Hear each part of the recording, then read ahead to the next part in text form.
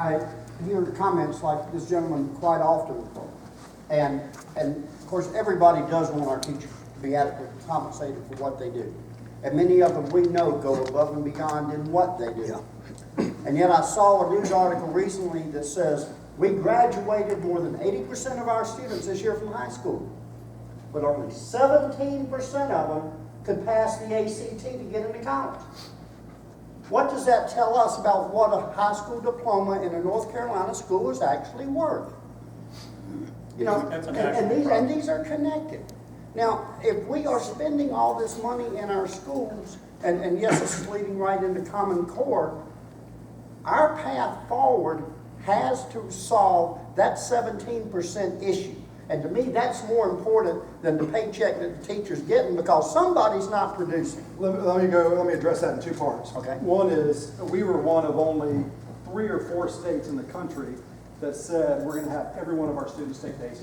Yeah. Most states don't do that. Most states allow, like, you know, the people that are college bound or want to take the ACT, they take it. We said 100% we're going to take it. So I think even from, this will be the one time I'll defend DPI tonight, probably, Department of Public Instruction, saying that they did bite all that off and say we're going to do it all. One of the issues, I believe, is this goes back to No Child Left Behind, which was a George Bush initiative and the Department of Education at the national level that took that even beyond his initiative. Teaching to the test. Teachers that are burdened by unfunded mandates, or just mandates rather, that these teachers that have to do things that they have no business doing in the classroom. The teacher's job is to teach. Teachers go and to learn how to go to school to learn how to teach and to evaluate students, and that's what we need to free them up to do.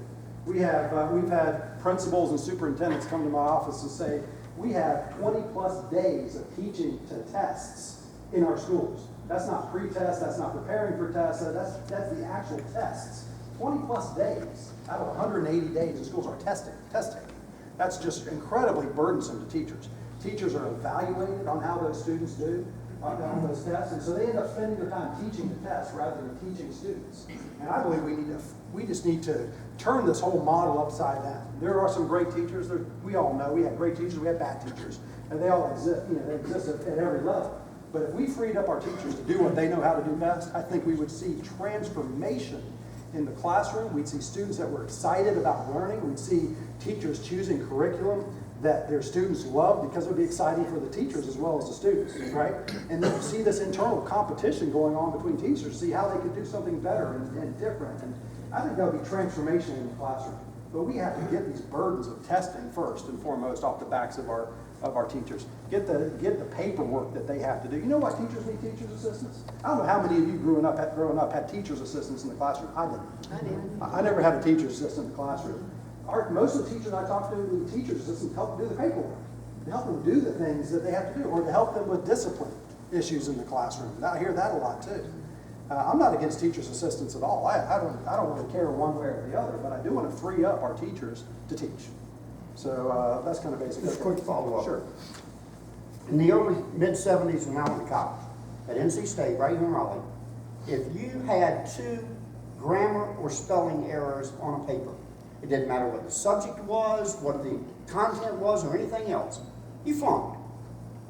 Where did the standards go in North Carolina?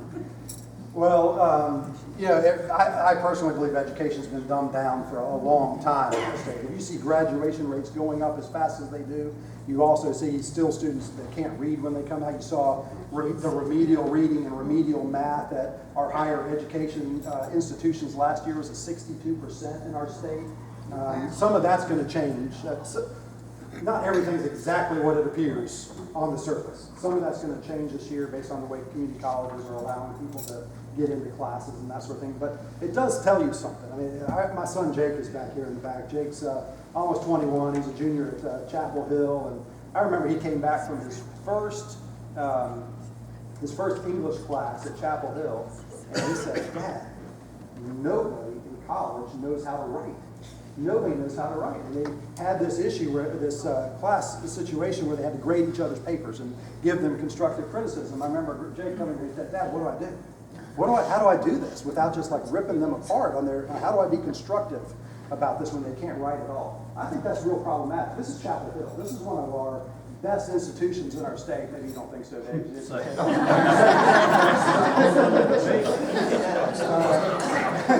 I shouldn't have said that.